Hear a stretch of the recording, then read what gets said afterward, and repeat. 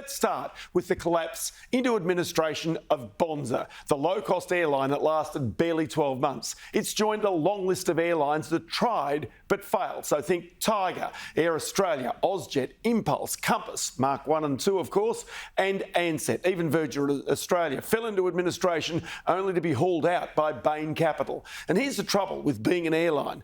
To survive, you generally need committed backers and financiers with deep pockets who are prepared to lose money when times get tough. Remember, former Qantas chief executive Alan Joyce said it was just 11 weeks from going broke during COVID. Even for the biggest, it can be tough. Well, Bonza's problems stem from its principal backer, the Miami-based private equity firm 777 Partners, which also backed the Canadian discount airline called Flair.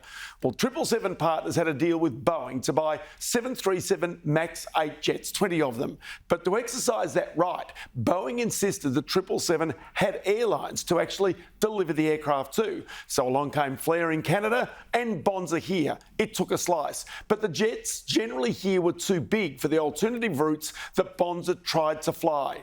Then aircraft leasing deals, they're always complicated. I can remember after the collapse of Allco Finance, which had deals with Qantas, someone thinking about taking on its aircraft leasing portfolio told me they walked away because trying to work out who owned what was like trying to unravel a bowl of spaghetti. Well, the same thing seems true with Bonza, when a New York insurance company called ACAP ultimately pulled the pin and confiscated the aircraft. Now, Chief Executive Tim Jordan is hopeful, but it still might be hope in vain. He thought he might have had an alternative buyer before Bonza went broke. Flair, for example, has survived and has cut its links with 777.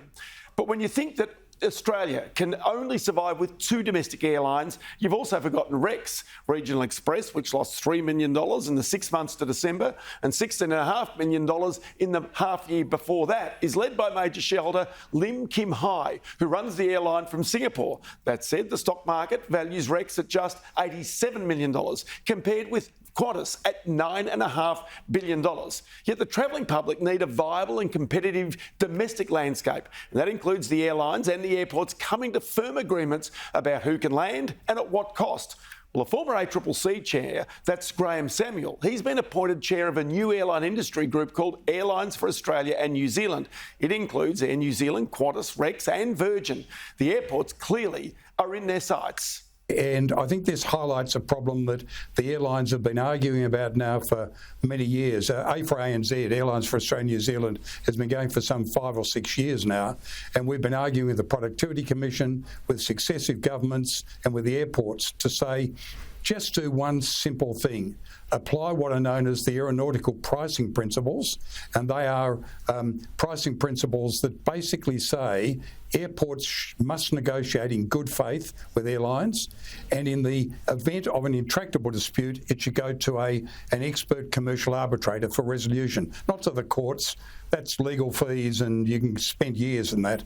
No, go to a commercial arbitrator and he or she will resolve it in a matter of 2 or 3 months. Now, there's been a strong resistance to that by all the airports.